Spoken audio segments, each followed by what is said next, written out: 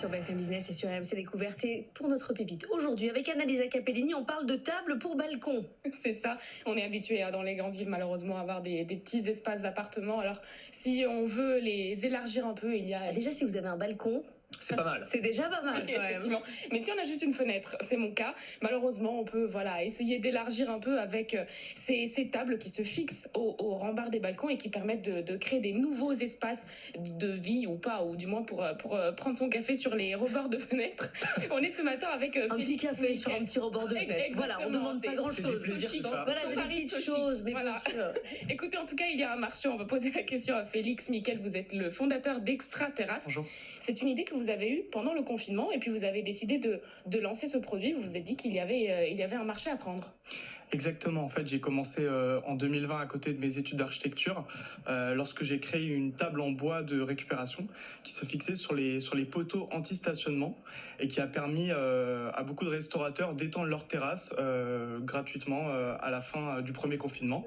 Et en fait, de fil en aiguille, j'ai développé du mobilier urbain et du mobilier pour les particuliers, pour les terrasses et balcons, pour créer un nouvel espace de vie directement sur le rebord de votre fenêtre.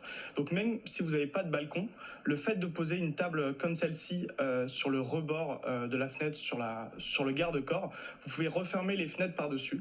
Donc vous pouvez boire le café ou prendre l'apéro directement. Alors, comment c'est accroché? Parce que déjà, moi, j'ai pas de jardinière parce que ça m'inquiète. Donc là, clairement, comment ça s'accroche? Alors, quand vous recevez le paquet, vous recevez une petite notice comme celle-ci. En dessous de chaque table, on va avoir un système de fixation très simple avec 4 vis.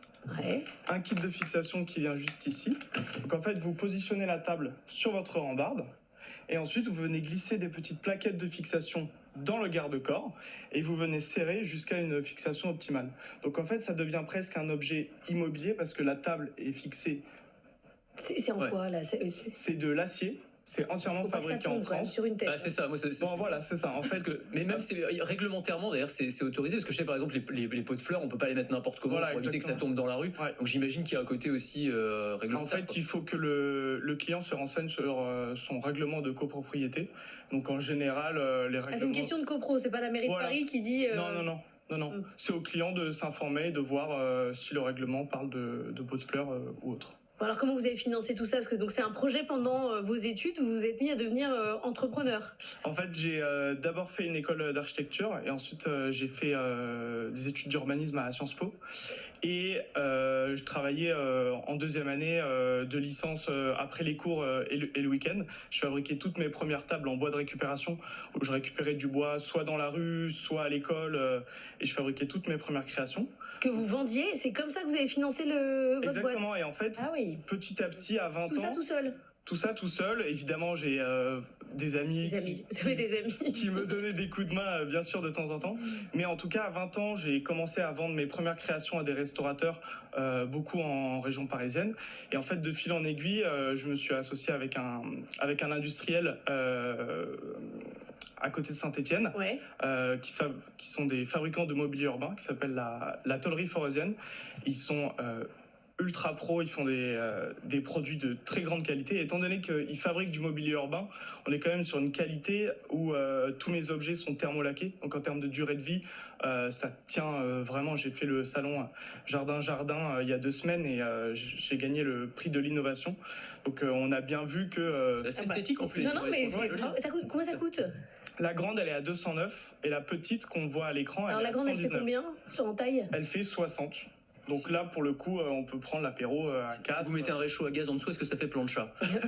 Évidemment. Alors ça aussi, c'est à voir avec votre copro, s'ils sont d'accord. Il n'y a pas l'option encore. Non. Félix, ce qui est intéressant, c'est que vous avez commencé il n'y a pas longtemps, vous êtes tout seul, Laure le disait, mais vous vendez déjà dans 10 pays européens. Comment vous avez fait pour vous élargir autant en étant tout seul? Alors, je suis accompagné sur la partie finance, mais j'essaie de poster beaucoup sur les réseaux sociaux.